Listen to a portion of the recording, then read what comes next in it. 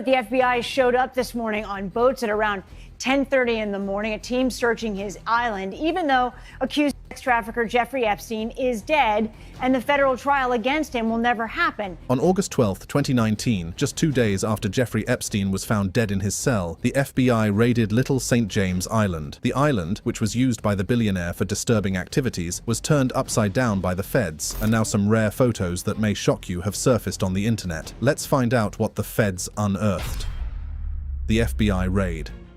In a stunning turn of events, the FBI conducted a raid on Jeffrey Epstein's private island known as Little St. James in the Caribbean. This raid came just 2 days after Epstein's mysterious death in a New York City jail cell, where he was being held on charges of child sex trafficking. The FBI agents arrived on the island, armed with a mission to uncover any evidence that may shed light on Epstein's alleged crimes. As the agents stepped onto the island's shores, they were met with a sense of anticipation and curiosity. Their mission. Drone footage reviewed by news outlets provides a glimpse into the intensity of the raid. The cameras captured the agents carefully packaging and marking at least 2 computer desktops and an Apple computer for removal. These electronic devices held the potential to unlock the secrets of Epstein's dark empire. The FBI probe aimed to extract every bit of information from these computers, hoping to expose the truth and bring justice to the victims. The raid on Little St. James Island was not just a symbolic gesture, it was a tangible step towards dismantling a network that had allegedly preyed upon vulnerable young girls. The agents understood the weight of their responsibility and the impact their actions could have on the lives of countless victims. The timing of the raid was significant. It occurred just days after Epstein's mysterious death in his jail cell. The circumstances surrounding his demise raised numerous questions and suspicions. Accusers expressed their frustration that Epstein would never face them in court, denying them the opportunity for closure. However, the raid on his island served as a glimmer of hope, a sign that the investigation would continue and justice would prevail. The FBI agents meticulously documented every piece of evidence they discovered. They knew that their findings would be crucial in building a solid case against any potential co-conspirator. The press. The FBI's raid on Epstein's island was a powerful statement, a testament to the unwavering commitment of law enforcement to uncover the truth. So, what exactly did the feds uncover from the computers they seized from the island? Well, in 2021, the world got a glimpse of some rare photos that the feds got their hands on following the raid. From the infamous Lolita Express jet to lavish yachts and private islands, these never-before-seen evidence photos reveal the chilling power dynamics and opulent lifestyle of Epstein and his associates. The treasure trove of never-before-seen photos showing a loved-up Jeffrey Epstein and Ghislaine Maxwell has been revealed, giving an extraordinary insight into the close relationship between the pair as they flaunted their opulent life cycle. The images were obtained during a 2019 FBI raid of Epstein's Manhattan mansion and offer graphic insight into their high-flying lifestyle, which included trips to exotic locations on helicopters and private jets. One photo shows Maxwell sunbathing on a yacht, and several others show them vacationing in Europe, with either of them lovingly gazing at one another. Maxwell and Epstein were even pictured lounging at the Queen's Balmoral log cabin in Scotland after reportedly being invited by Prince Andrew in 1999. Surprisingly, this is not the first time Epstein's properties have been raided by the feds. A video has surfaced of one of his homes during a police raid, and it's everything one would expect from such a depraved mind. The video, taken during a raid on one of his properties in 2005, provides a chilling glimpse into the twisted mind of Epstein and the disturbing environment he created within his luxurious residence. The walls of the sprawling 9-bedroom mansion are covered with dozens of photographs which offer a detailed look into the millionaire financier's illicit taste, specifically his fixation on young girls' derrieres. As authorities combed through the luxurious residence, they stumbled upon a chilling sight: dozens of photos of naked girls prominently displayed throughout the house. These explicit images served as a haunting reminder of the alleged sex trafficking and sexual abuse that took place within these very walls. One of the shocking revelations didn't stop there. As the camera panned across the room, it revealed a collection of bizarre and unsettling artwork. One particular piece caught everyone's attention: a photograph of Epstein himself seemingly standing at the White House press podium. This image served as a chilling reminder of his connections to powerful individuals and the extent of his influence. Despite this, Ghislaine Maxwell found herself in handcuffs and will spend a lot of time behind bars. As it turns out, Maxwell's involvement in Epstein's abuse network began as early as 1994, when she started assisting him in identifying and targeting young girls who were particularly vulnerable. These victims were often from single-mother households and and faced challenging financial circumstances, making them easy targets for manipulation and coercion. Once Maxwell and Epstein identified their victims, they embarked on a systematic process of grooming and exploiting them.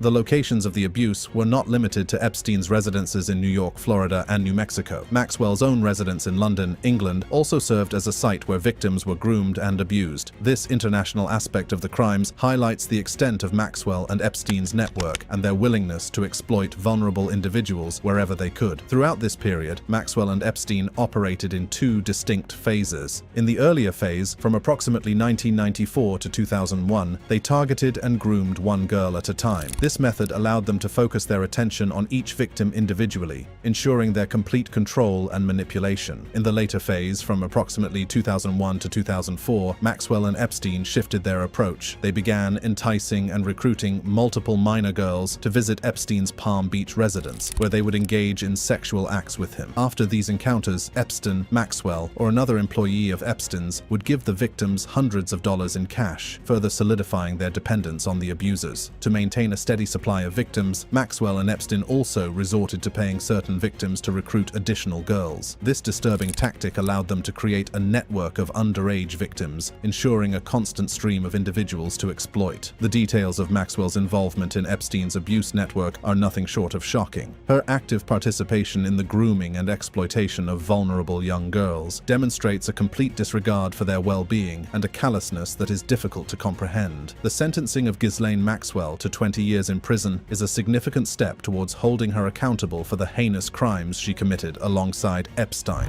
In March 2005, the first sexual abuse allegations against Jeffrey Epstein came to light when a 14-year-old girl bravely stepped forward to accuse him of molesting her at a Palm Beach, Florida house. She alleged that Epstein paid her to give him a massage, which quickly escalated into sexual abuse. This courageous act would set in motion a series of events that would eventually expose the dark underbelly of Epstein's world. According to reports, the young girl claimed that she had been brought to Epstein's mansion by a female acquaintance from Royal Palm Beach High School. In exchange for money, she was coerced into giving Epstein a massage, which quickly turned into a horrifying ordeal of sexual abuse. The Palm Beach Police Department launched an investigation into Epstein's activities, uncovering a disturbing pattern of behavior. It became apparent that Epstein had a well-oiled system in place to procure young girls for his sexual gratification. Epstein's mansion in Palm Beach became a house of horrors for many underage girls. They would be lured into his web of manipulation and exploitation, often under the guise of offering them financial assistance or career opportunities. As more victims came forward, a clearer picture of Epstein's modus operandi began to emerge. Some victims alleged that Epstein's close associate, Ghislaine Maxwell, played a significant role in recruiting and grooming young girls for his pleasure. Epstein's team of heavyweight attorneys, including Alan Dershowitz, went to great lengths to cast doubt on the credibility of the victims. They dug up dirt on the girls, attempting to tarnish their reputations and discredit their allegations. Despite the obstacles, the victims' courage and determination led to a grand jury investigation. In May 2006, Epstein was charged with multiple counts of unlawful sex acts with a minor. The case was referred to the state attorney at the time, Barry Krischer, who presented the evidence to a grand jury. However, the grand jury heard from only 2 of the dozen-plus girls law enforcement had gathered as witnesses. In a shocking turn of events, the grand jury returned an indictment of just 1 count of soliciting prostitution. This lenient charge did not accurately reflect the gravity of Epstein's crimes. Epstein's legal team, led by high-profile attorney Alan Dershowitz, negotiated a plea deal with Alex Acosta, the U.S. attorney in Miami at the time. The deal would become highly controversial and heavily criticized in the years to come. In October 2007, Epstein and Acosta tentatively agreed to a plea deal that would allow Epstein to plead guilty to 2 felony prostitution charges. The victims would not be notified of the agreement, and all grand jury subpoenas would be voided. The non-prosecution agreement, negotiated, signed, and sealed in secrecy, effectively shielded Epstein from facing federal charges and ensured that the full scope of his crimes would remain hidden from the public eye. On June 30, 2008, Epstein appeared in a Palm Beach County courtroom to plead guilty to the reduced charges. The hearing was devoid of his accusers, denying them the opportunity to confront their abuser. Epstein was sentenced to a mere 18 months in jail, serving his time in a private wing of the Palm Beach County Stockade. He was allowed to leave the jail 6 days a week, up to 12 hours per day, to to go to work. Around the same time, Epstein began settling at least a dozen other lawsuits out of court, further silencing his victims and preventing their stories from being heard. The secret plea deal and the lenient sentence sparked outrage and raised questions about the justice system's handling of Epstein's case. However, it would take years for the full extent of Epstein's crimes to come to light. It was during this time that whispers of Epstein's connections to intelligence agencies started to circulate. Some speculated that his light sentence was a result of his cooperation with intelligence agencies, specifically the Mossad. The Mossad, known for its intelligence gathering and covert operations, seemed like a plausible link to Epstein's mysterious activities. Epstein's connections extended beyond individuals to his various properties, which were said to be equipped with sophisticated surveillance systems. These systems allegedly captured compromising material on influential figures who frequented Epstein's residences, providing him with potential leverage. This information, if true, would support the theory that Epstein was acting as an intelligence asset, gathering information for the Mossad. To understand the alleged connection, we must explore Epstein's relationships with key individuals who have ties to both him and the Mossad. One such person is Ghislaine Maxwell, the daughter of British media mogul Robert Maxwell. As we have seen, Ghislaine seemed to have a very close and almost romantic relationship with Epstein. Her father, Robert Maxwell, was suspected of having ties to intelligence agencies, including the Mossad. The Foreign Office suspected that Maxwell was a secret agent of a foreign government, possibly a double agent or a triple agent, and almost certainly financed by Russia. He had known links to the British Secret Intelligence Service, MI6, to the Soviet KGB, and to the Israeli intelligence service, Mossad. 6 serving and former heads of Israeli intelligence services attended Maxwell's funeral in Israel, while Israeli Prime Minister Yitzhak Shamir eulogized him, showing the vast extent of his network. In July 2019, the world was stunned when Jeffrey Epstein was arrested once again, this time on federal charges of sex trafficking. The arrest came after years of allegations and legal proceedings related to his involvement in the trafficking of underage girls. Epstein's connections to powerful figures and his lavish lifestyle had long fueled rumors and whispers, but now the truth was finally catching up with him. As news of Epstein's arrest spread, so did the speculation about the extent of his crimes and the identities of those involved. It was alleged that Epstein had a vast network of influential individuals who were complicit in his illegal activities. The world waited with bated breath to see if Epstein would name names and expose the dark underbelly of the elite. However, before Epstein could reveal any secrets, his life took a shocking and unexpected turn. On August 10, 2019, he was found unresponsive in his jail cell at the Metropolitan Correctional Center in New York City. The official ruling was suicide by hanging, but this conclusion was met with skepticism and disbelief. Almost immediately, conspiracy theories began to circulate, suggesting that Epstein's death was not a suicide, but rather a carefully orchestrated murder. The circumstances surrounding his death only added fuel to the fire. Questions were raised about the violations of jail procedures, the malfunctioning cameras, and the suspicious behavior of the guards on duty. One of the key factors that raised eyebrows was the apparent violations of jail procedures. Epstein was supposed to be under constant surveillance, yet reports emerged that the guards on duty had failed to conduct regular checks and falsified records to cover up their negligence. This revelation only added to the suspicion that foul play may have been involved, but the story took an even darker turn when Epstein's first suicide attempt came to light. On July 25, 2019, Epstein was found semi-conscious in his prison cell with injuries to his neck. This incident raised concerns about his well-being and led to him being placed on suicide watch. As the investigations unfolded, more details emerged that added to the intrigue. It was revealed that Epstein had been taken off suicide watch just days before his death, despite a previous incident that had raised concerns about his well-being. This decision raised questions about the judgment of those responsible for his care and whether it was a deliberate move to create an opportunity for him to take his own life. Adding to the intrigue were the malfunctioning cameras in the area surrounding Epstein's cell. These cameras, which should have captured crucial footage of the events leading up to his death, conveniently malfunctioned, leaving a void of visual evidence. This raised questions about whether the malfunction was a mere coincidence or a deliberate attempt to conceal the truth. Supporters of the murder theory pointed to Epstein's claims of having compromising information on powerful figures. They believed that he was silenced to prevent him from testifying and exposing the dark secrets of the elite. The idea that Epstein's death was part of a larger cover-up sent shockwaves through society and ignited a firestorm of speculation. As the Epstein debate rages on, the world can only hope that the rich and powerful people who were part of Epstein's ring of abusers will face the full force of the law. If